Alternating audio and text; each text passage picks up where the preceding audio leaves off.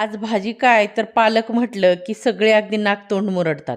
आणि त्यात जर असं म्हटलात की पालकाचं गरगट, मग तर काय अशी तोंडाकडे बघतात जसं काय आज ह्यांनी सकाळ सकाळी एलियनच बघितलाय. मग सुगरणीनं करायचं काय, असा गरगट बनवायचा की सगळ्यांनी अगदी बोटं चाटली पाहिजेत. पालक गरगटसाठी करायचं काय, तुरीची डाळ मस्तपैकी धुवून घ्यायची. तूर खात नसाल तर मूग डाळ टाकली तरी चालेल. मग त्यात टाकायचं शेंगदाणा, हळद, मीठ आणि कुकरला 2 शिट्ट्या काढून घ्यायच्या. पालकही मीठ टाकून 5 मिनिट छान शिजवून घ्यायचा.